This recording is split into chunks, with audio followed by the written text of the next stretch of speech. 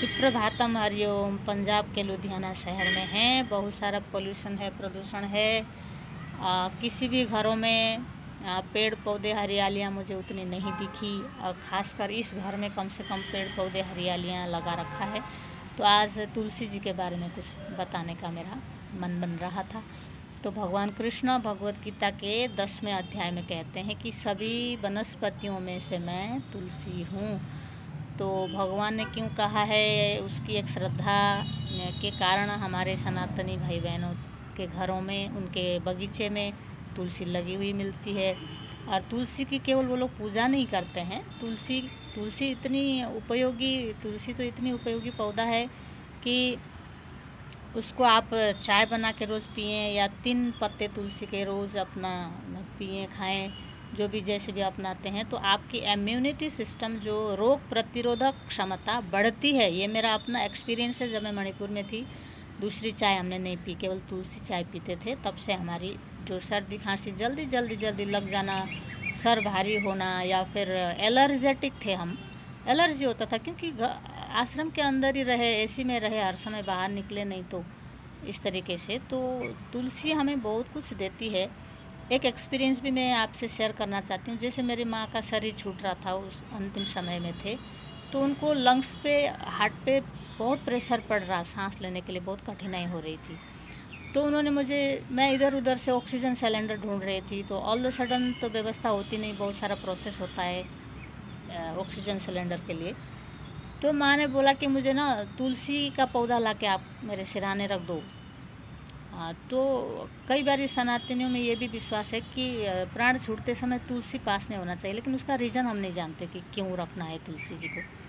तो जैसे मैंने ये जो 2 गमले में लगाकर तुलसी उनके सिरहाने पास में लाकर रखा, थोड़ी 2 मिनट बाद उनको सांस लेने में बहुत आराम से, सांस धीरे धीरे धीमा होकर वो डायफ्रामेटिक ब्रीथिंग लेने लगी, है ना। तो उनको एक शक्ति मिली, एक ऊर्जा मिली, एक सात्विकता मिली। और ये तुलसी जी है जो दूषित हवा है उसको प्यूरिफाई करके प्योर ऑक्सीजन को आपको देती है। एक ऑक्सीजन सिलेंडर की तरह काम कर रही थी तुलसी माता। तो वो मेरी माँ को बहुत आराम से वो सांस लेने में तकलीफ़ नहीं हो रही थी। फिर वो अपने आप भगवान का नाम जपने लगे थे। तो इसलिए तुलसी को इतनी महत्वता दी होगी भगवान श्री कृष्ण ने गीता में।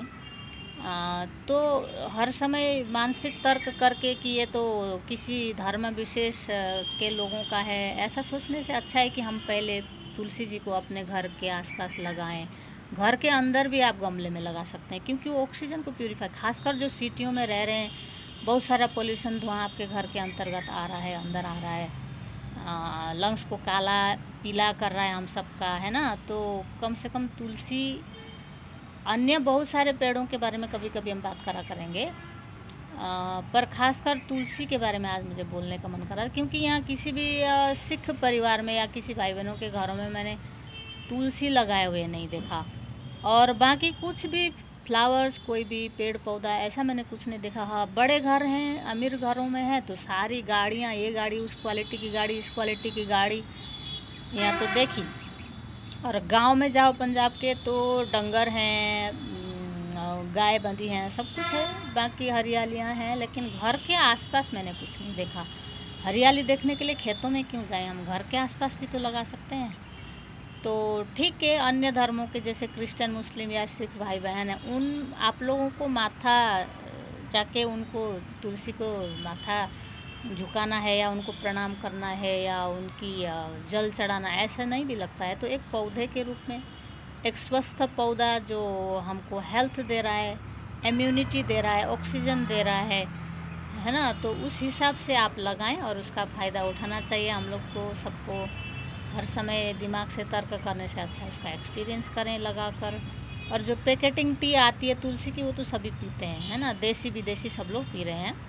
पर जो तुलसी जी को रोज़ आप घर पे लगाइए और 3-3 पत्ते रोज़ खाइए, और इसका एक्सपीरियंस आप स्वयं अनुभव करें और अपने डायरी में लिख लीजिएगा। दूसरों को सुनाने की आवश्यकता भी नहीं है ना। बहुत अच्छा है तुलसी लगाना। और बाकी पेड़ पौधे, हरियालियाँ घर के आसपास भी होना चाहिए।